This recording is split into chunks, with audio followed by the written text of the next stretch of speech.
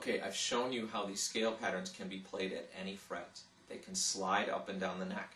Every one of these scale patterns can be slid anywhere on the neck and be played in that position. That's how you change keys. Okay.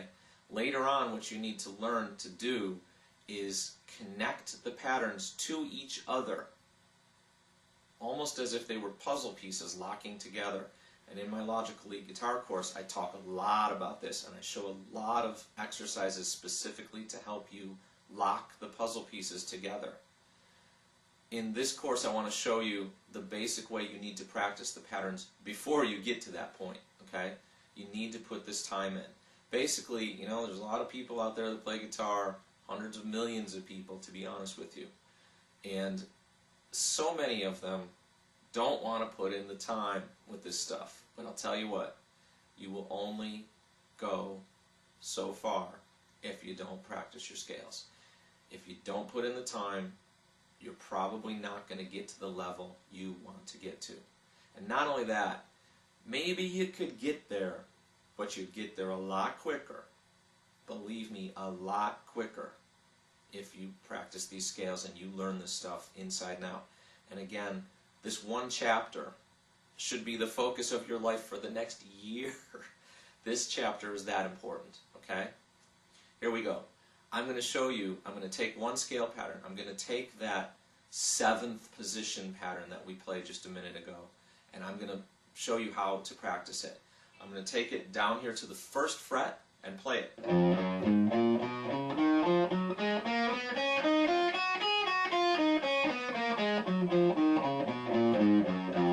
what am I going to do with it? Exactly the same thing I did with the exercises. Slide it up 1 fret and play it again.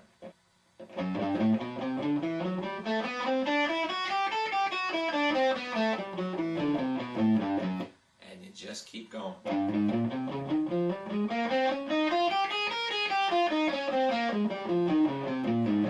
And you do the whole neck with that one pattern. And there's a bunch of reasons you're doing this. One is to just drill it into your memory, and not just your mental memory, but your muscle memory. Believe me, you've done these patterns enough times, your fingers will just know where to go. It's hard to believe, but it's true. Your fingers will just know where to go after you've put in enough time on these patterns.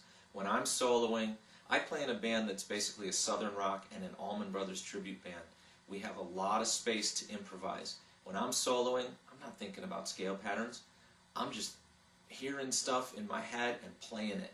I'm hearing melodies and my fingers are just going there. Because I played these patterns so many times, they just know where to go. My fingers know where to go. Yours will get there too if you do these patterns enough. You're not going to do it in a day or a week. Just keep playing them over and over and over. Okay? Have fun playing the guitar on songs and stuff, but put in as much of this stuff as you can. The other thing is that you will synchronize your two hands. Your right and left hand will just get that synchronization going so that no matter what you do with this pattern, your hands are in sync. You don't hit the wrong string with the pick. Okay? Alright, when I do this kind of practice and I go up and down the neck like this with the one pattern, I consider that one time up the neck, one round.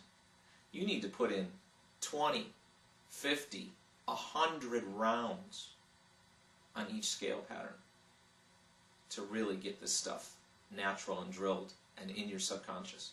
You can do it one step at a time. Just take a pattern and start working on it. Maybe in a week or so, start the 2nd pattern. You can be working on more than one pattern at a time, but just get the process going with one pattern so you understand the process and put in as much time as you can. All right? Then there's a whole bunch of exercises we can do to help you learn those patterns as well. All right? I'm just going to very briefly show you a couple. What if we take that same pattern and we play it like this?